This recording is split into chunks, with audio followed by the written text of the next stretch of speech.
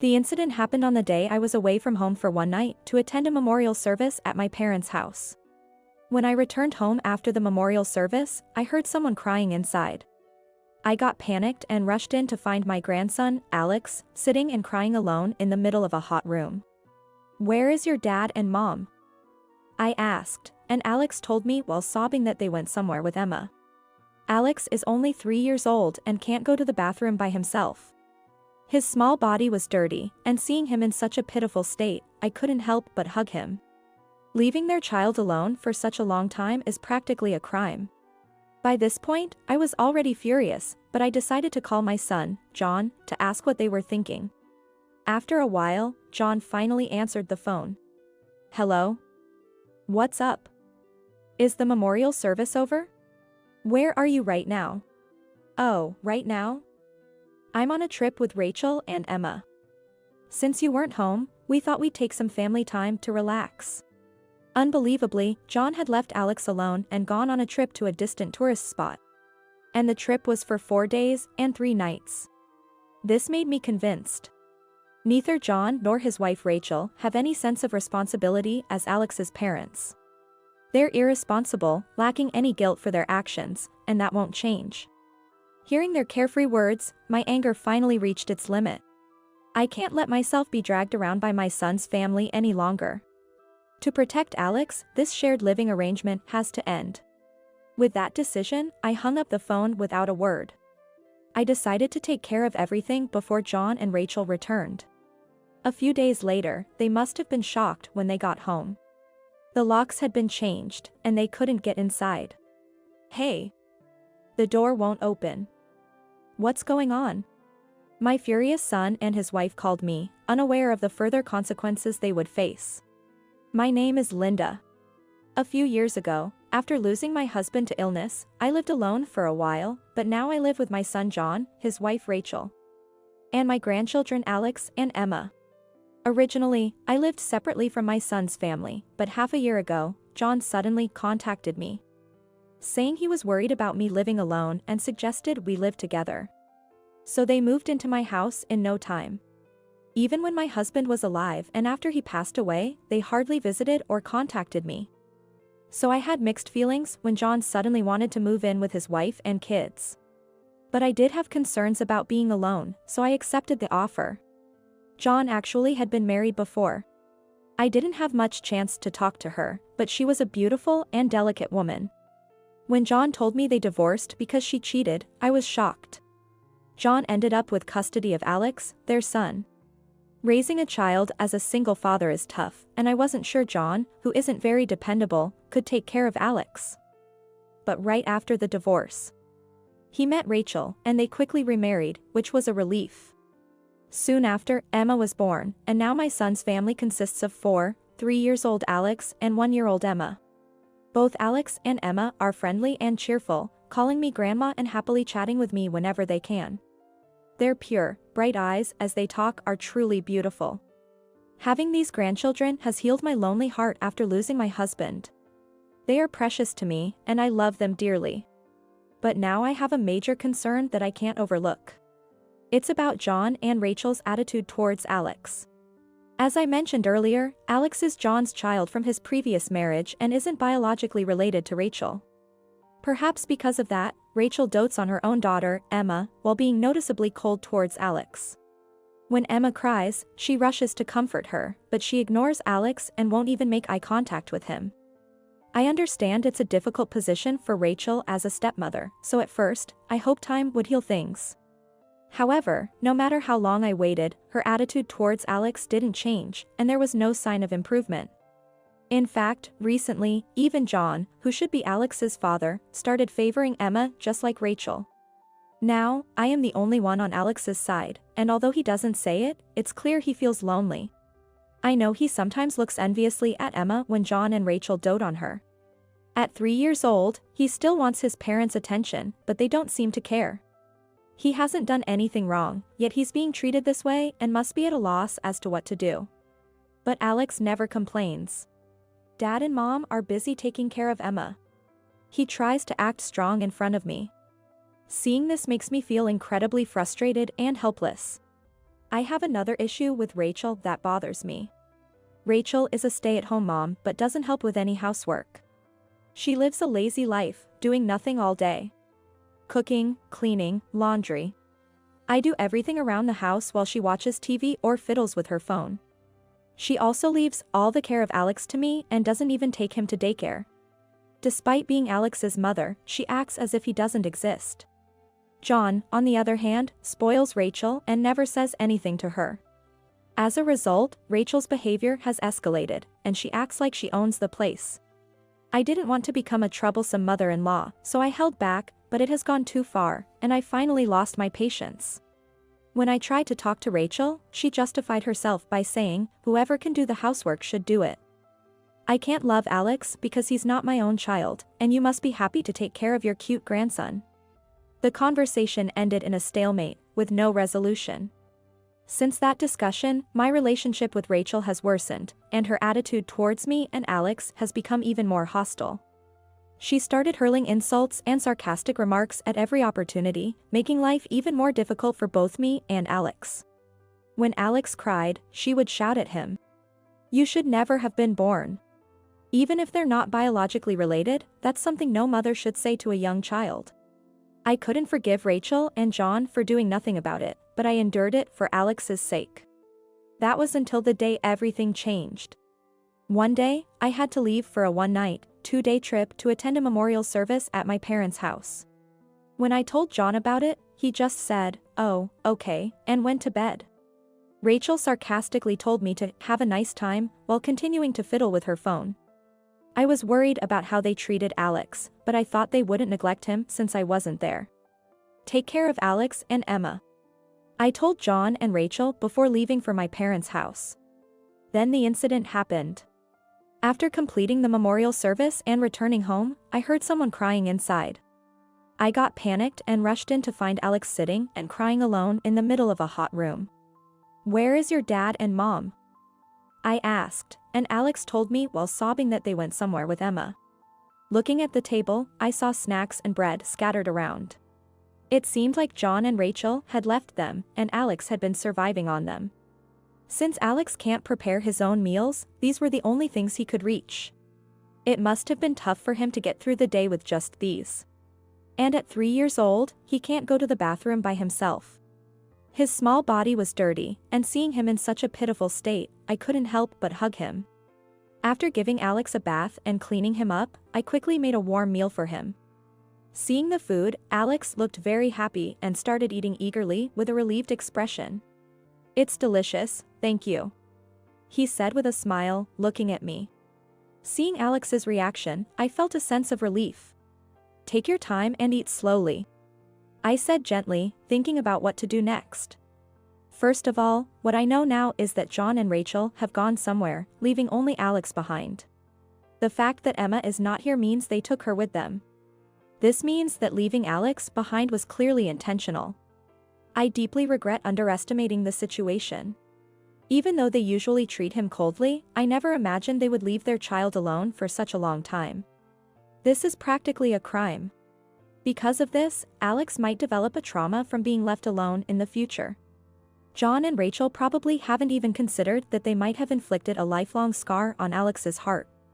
I left Alex in the living room after his meal, went into my room, closed the door so he couldn't hear, and locked it before calling John. I needed to understand what was going on. Why did they leave Alex alone? Where were they now? I was already furious, but I needed to know what they were thinking. When I called, the usual obnoxious ringtone blared. John's ringtone is a song by an artist I don't recognize. I always thought it was inappropriate for an adult, but in this situation, it only fueled my anger. After a while, John finally answered, sounding very annoyed. "Hello? What's up? Is the memorial service over already?" he asked nonchalantly. I tried to keep my voice steady and replied directly. "Yes, it ended a while ago and I came home." Alex was left alone and crying. John laughed and said, "Oh, really? He managed to stay home alone. I figured he'd be fine since we left some food. Glad you came back early." I couldn't understand how my own son could laugh and say such things. Alex was left in that state, and what if the memorial service had gone longer, and I returned later? A 3-year-old boy like Alex can hardly do anything by himself. Did they not realize what could happen to a child left alone for so long? He's not old enough to be left home alone. But rather than argue, I asked calmly what I most needed to know. I have a lot to say, but where are you guys right now? John then said something unbelievable. Oh, right now? I'm on a trip with Rachel and Emma. Since you weren't home, we thought we'd take some family time to relax. Incredibly, John had gone on a trip to a distant tourist spot. And the trip was for 4 days and 3 nights. Leaving Alex behind, they were enjoying their vacation. I could hear Rachel in the background saying, "Come on, let's go, I'm hungry." This made me convinced. Neither John nor Rachel have any sense of responsibility as parents to Alex. They are irresponsible, without guilt for their actions, and that won't change. Hearing John and Rachel's carefree words, my anger reached its peak. How could they abandon a crucial family member, especially such a young child like Alex? They hadn't even imagined how scared and lonely Alex must have felt being left alone. I won't let myself be dragged around by my son's family any longer. To protect Alex, this shared living arrangement must end. With that decision, I hung up the phone without a word. I decided to take care of everything before John and Rachel returned. First, the house. This house, filled with memories of living with my husband, is now being abused by John and Rachel. My late husband would never have wanted this. So, I decided to sell the house and no longer let them have their way. I immediately contacted a real estate agent to sell the house. When I told the agent that I wanted to sell the house, he was very surprised, but seeing my determination, he simply said, "Understood," and proceeded with the contract. However, selling a house takes time. It will take a while to find a buyer and complete the process. But I no longer wanted John and Rachel to set foot in this house. So, I had the locks changed. Now, John and Rachel cannot enter the house.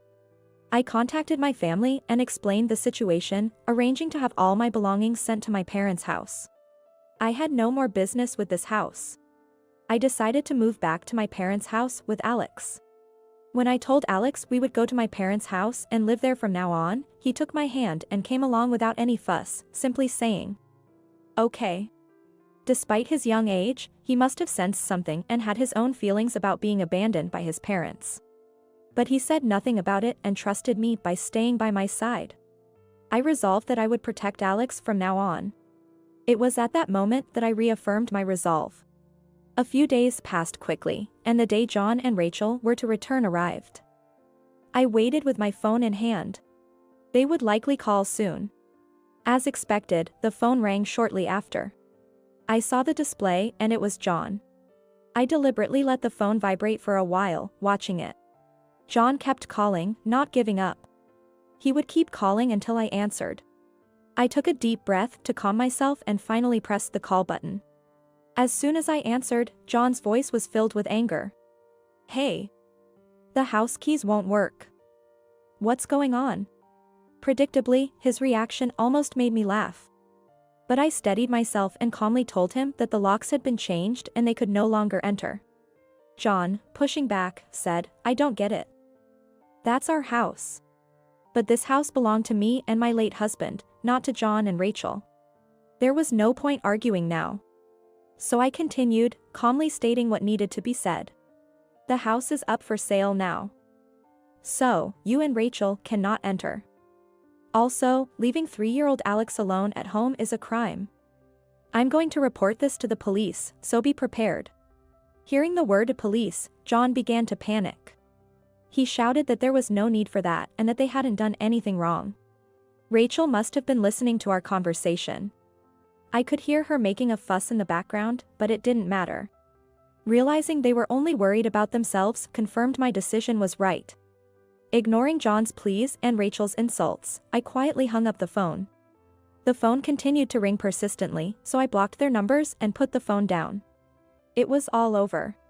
They would face the consequences of their actions. As planned, I went to the police and reported John and Rachel. Not long after, John and Rachel were arrested for child abandonment. They denied the charges, but after police interrogation and questioning by the prosecutor, they were sentenced to prison. The last time I saw them in court, they looked completely worn out, with none of their previous energy. Life in prison would be tough, but I hoped they would reflect on their actions. The incident was covered in the news, and their faces were publicly shown, creating a buzz on talk shows. A year has passed since then. John and Rachel were released after 3 months, but the incident led to their divorce. They fought over who would get custody of Emma, but Rachel, as her mother, ultimately took her. John lost his job due to the incident and struggled to find new employment with a criminal record. He now barely makes a living as a part-time worker, burdened with a lot of debt from paying alimony. Life has been tough for him since then. This alimony isn't for Rachel. It's for John's ex-wife from his previous marriage. It turns out that the real reason for their divorce was John's infidelity.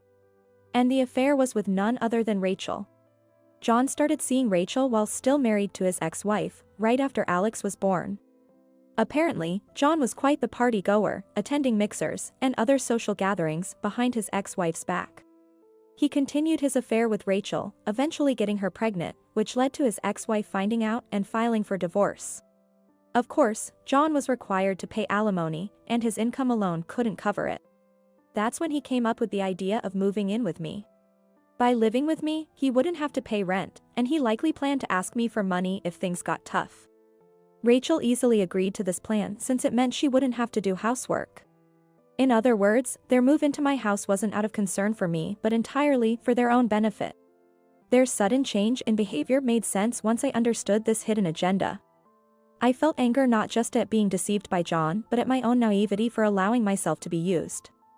I had always known John's irresponsible nature, yet I accepted his proposal without question due to the loneliness I felt after losing my husband. Reflecting on my own choices, I sighed, realizing John was truly a lost cause. Everything John had done was coming back to him. It was his own fault. I hoped he would spend the rest of his life making amends for all the harm he caused. Meanwhile, Rachel, after taking Emma, lived with her parents but became depressed due to the public scrutiny from the incident. She isolated herself, living a listless life. Though I worried about Emma, Rachel's parents took care of her, so she is okay, for now. I hoped Emma wouldn't turn out like Rachel and would grow up to be a kind and strong person. Rachel was facing the consequences of her actions too. She would have to live with her guilt. As for Alex and me, we now live peacefully and happily at my parents' house. Of course, taking care of Alex is challenging, and my parents help, but there are still many difficulties. As Alex grows, he will eventually understand what happened to his parents. When that time comes, he will likely feel pain and sadness. He might never forget being left alone that day. But even so, I will continue to support him and help him overcome many challenges. Despite the hardship John and Rachel caused us, I want to create a future filled with joy to erase the dark past. Alex looks up to me like a mother, and he is growing up healthy and strong. His innocent words and actions often teach me things and help me grow as well. I never imagined raising another child at my age, but I am truly glad it's Alex. Although it was difficult living with my son's family, it allowed me to save Alex and be with him now, so it wasn't in vain. As long as Alex needs me, I will give him all the love I can, like a mother. I may not replace his real mother, but my love for him is just as strong. I hope Alex grows up to be someone who cares for others and doesn't become self-centered like John and Rachel. One day, while Alex and I were out for a walk, we saw an elderly couple walking their dog. Alex's face lit up at the sight of the dog, and when the couple encouraged him to pat it, he happily stroked the dog's head and talked to it. Seeing this, I felt reassured that Alex would grow up to be a kind and wonderful person. It was a scene that made me think so. After the incident, our bond as a family deepened. No matter what happens, Alex and I will be okay. As I thought this, Alex called out to me. For my dear grandson, I'll keep doing my best every day.